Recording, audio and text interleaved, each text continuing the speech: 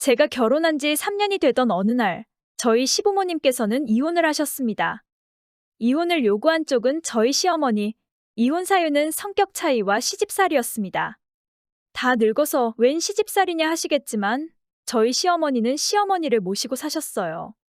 제게는 시할머니시죠. 정말 요즘 상식으로는 이해도 안 될 법한 성격으로, 나이가 들면 약해지기는 개뿔. 노인네 참 고약하다 소리가 절로 나올 만큼, 아직도 저희 시어머니를 못살게 구시는 시할머니세요. 3년 동안 지켜본 시할머니는 참 대단한 사람이었습니다. 저희 시어머니는 전업으로 평생을 사셨어요. 그런 시어머니가 시할머니에겐 아들 등골 빼먹는 여자로 느껴지셨나 봅니다. 허구한 날 하시는 말씀이 이거예요. 내 아들 등골 빼먹고 잘 살았으면서 어디서 큰 소리냐? 저희 시어머니가 성격이 드세서 시할머니랑 매일 부딪히냐? 그건 아닙니다. 저희 시어머니 정말 순박하고 착하기만 한 바보예요. 평생을 고약한 시어머니 모시고 살면서도 큰 소리 낸 게 손에 꼽으실 겁니다. 그럼 시아버지 등골 제일 많이 빼먹은 사람이 누구냐? 시할머니세요. 키워준 값 받아야 한다고 아직도 아들 돈 펑펑 쓰고 다니십니다. 그럼 시어머니는 시아버지 돈 안 쓰냐? 정말 저희 시어머니는 사치라는 걸 모르는 사람이에요. 그 나이 되면 의뢰껏 하나씩은 있는 명품이 하나도 없어요. 시아버지가 못 벌지 않아요. 그런데도 시어머니 옷장 열어보면요. 유행은 개뿔. 오래된 옷들 천지예요. 그나마 새 것 같은 옷들은 자식들이 직접 사준 거예요. 백화점 모시고 가면 고르지도 못하세요.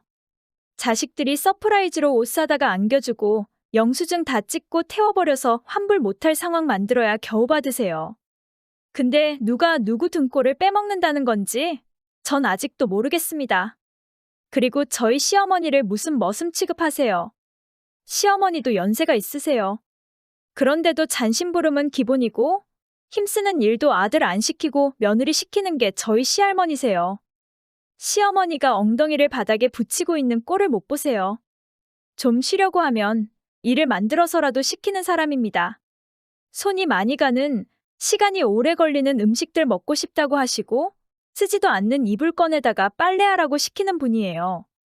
저희 시어머니는 하라는 거 다 하고도 뒤에서 시할머니께 욕 들어야 해요. 어떻게 손주들 앞에서까지 며느리 흉을 봅니까? 손주들한테는 엄마인데요. 심지어 시할머니는 손주 며느리인 저한테도 며느리 욕을 하십니다.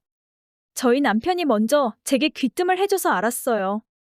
시할머니가 하는 시어머니 얘기들 전부 거짓말이니 믿지 말랍니다. 하지만 남편의 말을 듣지 않아도 저희 시어머니가 그런 사람이 아니라는 건 다 알아요.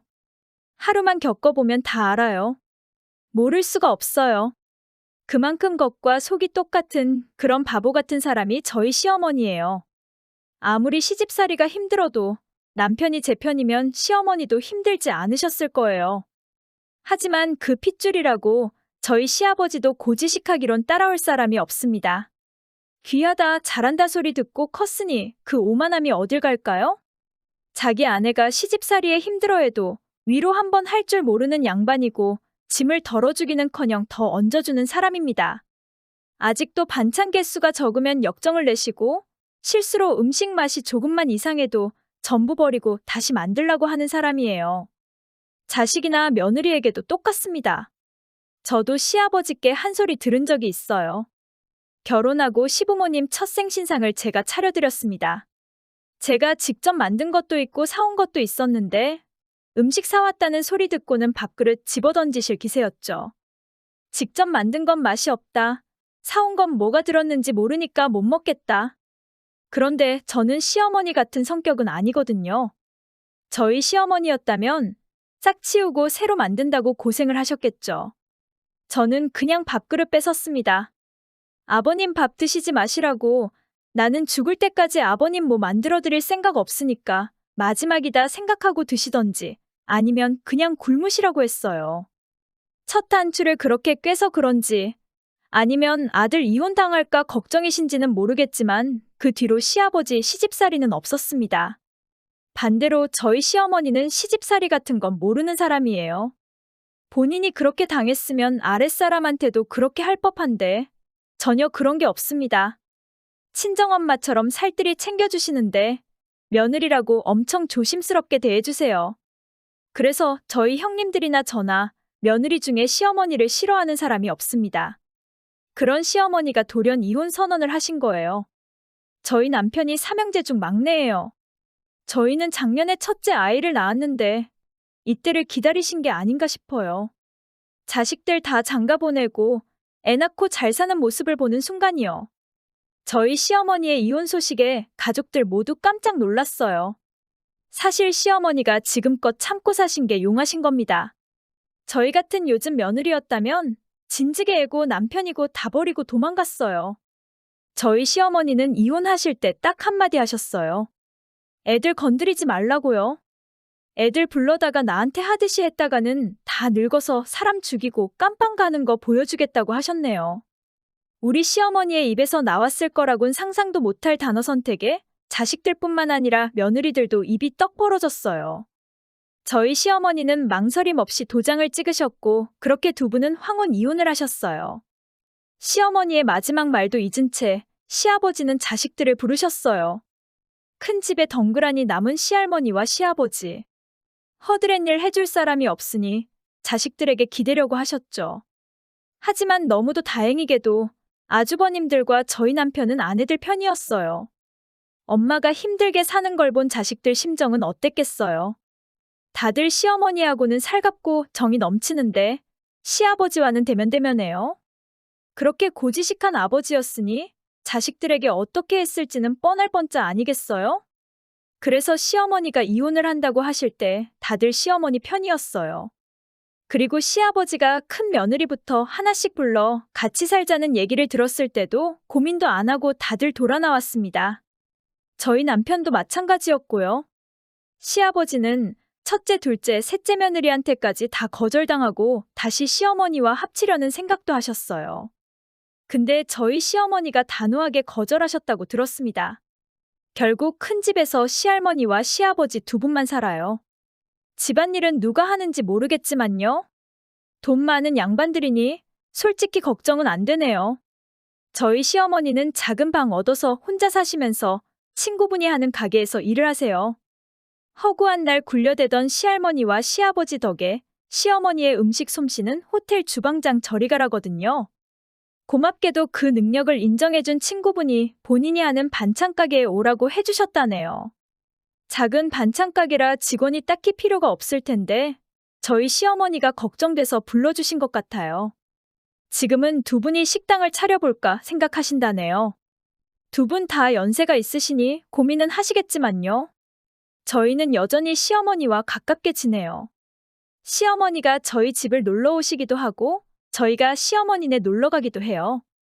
좁은 곳에서 지내시는 게 걱정되지만 표정은 예전보다 훨씬 밝아지셨어요.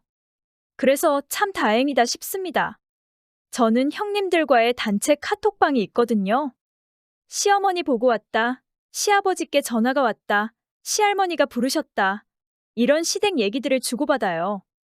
요즘 저희의 공통주제는 이거예요.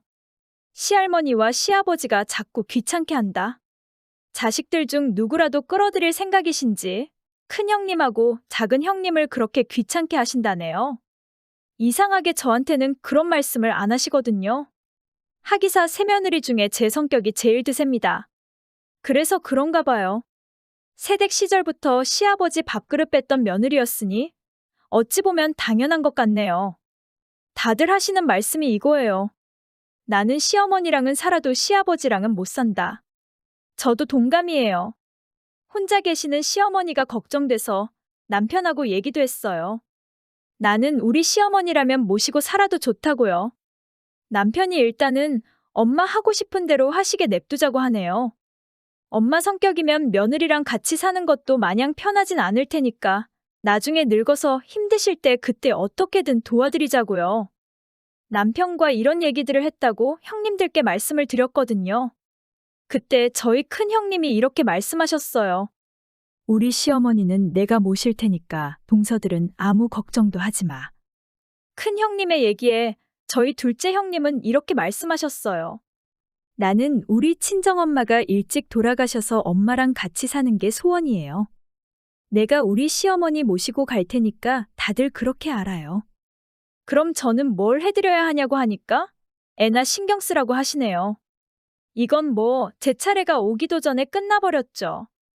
저희 시어머니가 평생을 고생하며 쌓은 덕을 며느리들에게서 받으시나 봐요. 그리고 남편들도 그래요.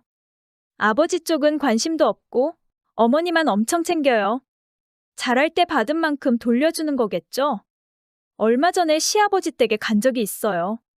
자주는 아니고 가끔 한 번씩 인사드리고 오거든요. 시할머니가 제게 시어머니 소식을 묻더라고요. 애미는 잘 지내디? 평생 돈도 안 벌어본 게 어디서 무슨 일을 한다는 건지 모르겠다. 집안일 하는 게 편하지. 미련한 게 지복을 지발로 찼다. 쯧쯧. 그 말 듣고 알았어요. 아, 이 사람들은 죽을 때까지 안 변하겠구나. 그냥 잘 지내신다고 하고 말았습니다. 말만 저렇게 하고 속으로 걱정하는지 어떤지 전 몰라요. 들은 그대로 판단할 뿐이죠.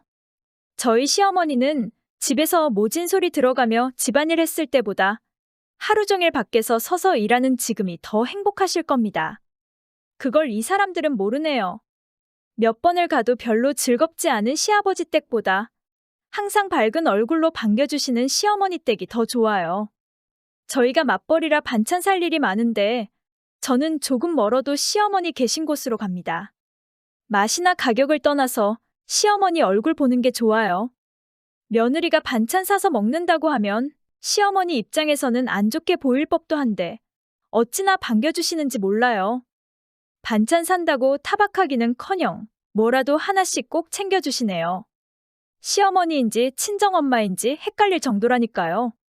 저는 시댁 식구들을 보면서 참 많이 배웁니다. 착하게 살아야겠다. 젊을 때 살아온 대로 늙어서 다 돌려받게 되는구나. 아무리 젊을 때 떵떵거리며 살아도 늙어서 아무도 안 들여다봐주면 아무 소용 없겠구나. 가족들이 곁에 없는데 돈이 많은 게 무슨 소용이 있냐? 안 그런가요? 저희 시어머니, 앞으로 행복한 일들만 있으셨으면 좋겠어요. 그 옆을 아들 셋과 며느리 셋이 지킬 테니까요. 정말 든든하시겠죠?